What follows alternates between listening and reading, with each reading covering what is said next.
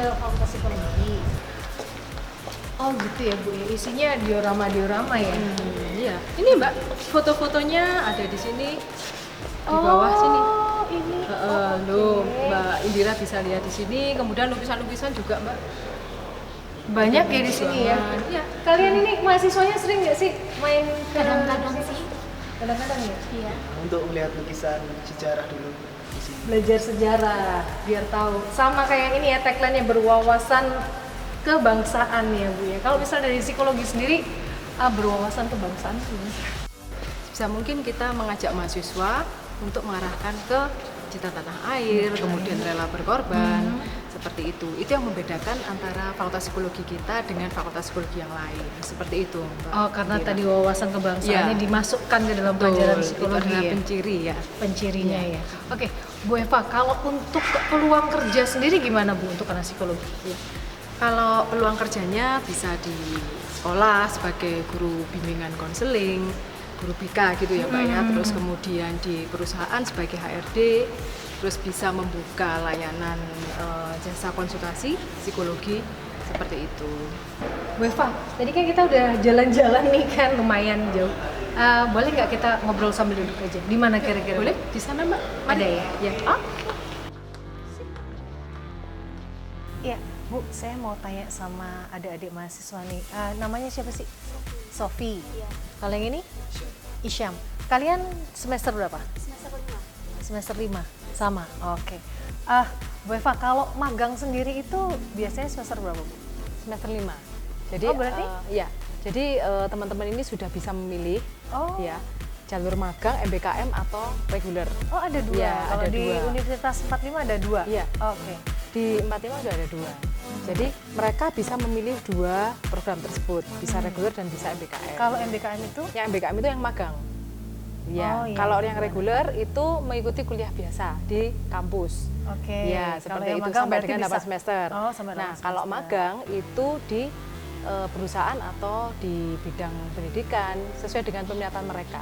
Seperti Oh, itu. gitu. Mbak. Berarti nanti prosesnya ada minat bakat juga ya, Bu?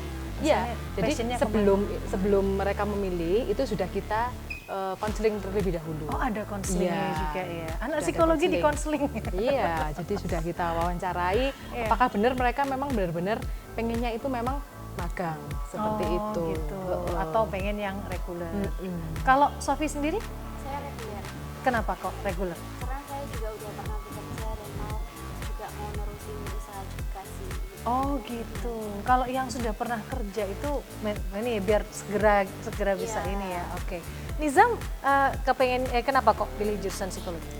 Kalau untuk saya sendiri, menurut saya psikologi itu peluang kerjanya yang paling luas. Karena bisa di kedokteran, bisa di dan lain sebagainya. Oh, ini Nizam tadi milih guru kenapa? Kok nggak magang?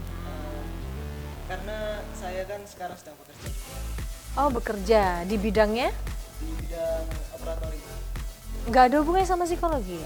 Terus kok pengen? sama sekolah saya dulu. Oh gitu. Kalau kok milih psikologi cuman karena itu aja kan nggak nyambung. Ya kan karena apa?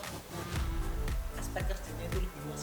Oh berarti ada kemungkinan mau lompat setelah lulus. Ya, Bu Eva, untuk peluang kerja sendiri untuk mahasiswa psikologi gimana? Iya, peluang kerjanya itu luas Mbak. Jadi bisa di pendidikan, di sekolah, menjadi guru BK, terus kemudian di perusahaan menjadi HR atau HR di sumber daya manusia, lalu bisa membuka layanan jasa konsultasi sendiri, seperti itu. Oke, kalau misalnya yang mau sekolah di Universitas 45 khususnya di psikologi, itu apakah harus fresh graduate? Oh, Kalau tidak. kayak kita ini kan usianya sudah yang di atasnya adik-adik inilah gitu. Itu misalnya mau kuliah masih bisa? Bisa, masih bisa Mbak. Jadi istimewanya kita itu ada kelas malam.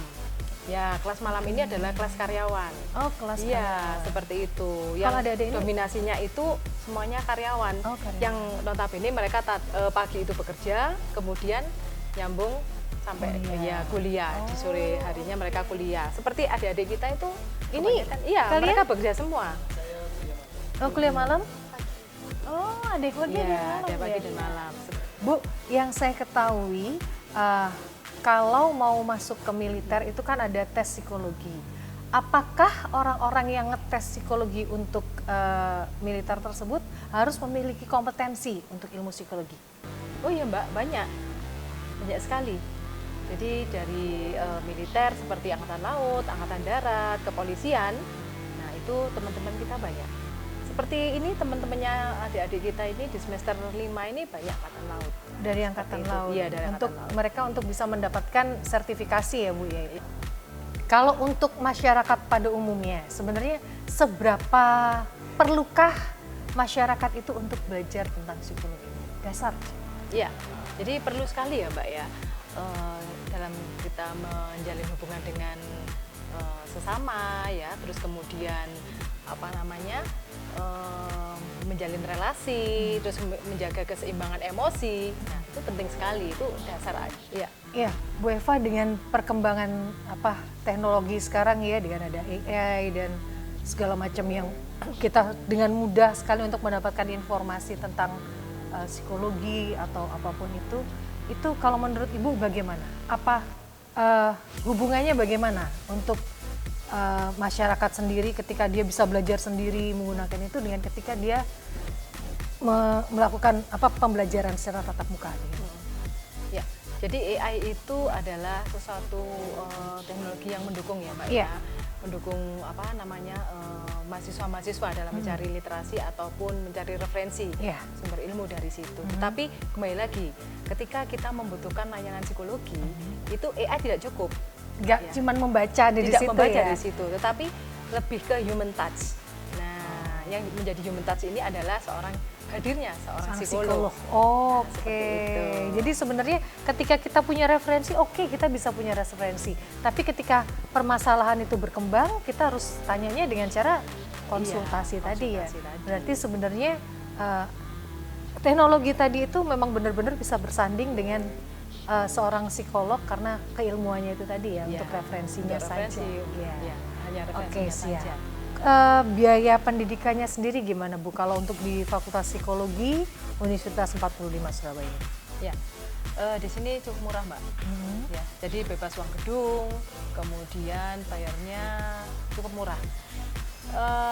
Kita juga ada beasiswa, Oh, ada beasiswa untuk keluarga kurang mampu, Untuk keluarga kurang ya, putra putri dari purnawira TNI dan Polri, karyawan dosen dan karyawan guru seperti itu, veteran. Jadi memang ada beasiswa juga ya, Iya. selain itu murah, terjangkau ya tentunya ya dengan masyarakat. Saya Eva Nurrahma, Dekan Fakultas Psikologi Universitas 45 Surabaya, mengundang calon mahasiswa untuk bergabung dengan Fakultas Psikologi Universitas 45 Surabaya. Saya Sophie, asal Surabaya. Saya di sini selaku mahasiswa Fakultas Psikologi Universitas 45 Surabaya yang sedang belajar untuk mempelajari perilaku dan memanusiakan manusia. Cita-cita saya di sini untuk menjadi HRD di suatu perusahaan. Nah, mari bergabung di Universitas 45 Surabaya. Halo, nama saya Muhammad Nurisam. Saya dari Mojokerto. Saya kuliah di Fakultas Psikologi. Di sini saya mendapatkan ilmu tentang kepribadian manusia dan kejiwaan manusia. Cita-cita saya ingin menjadi seorang dosen. Mari teman-teman bergabung bersama kami di Fakultas Psikologi Universitas 45 Surabaya, Kampus Berwawasan Kebangsaan. Kampus Berwawasan Kebangsaan. Kampus Berwawasan Kebangsaan.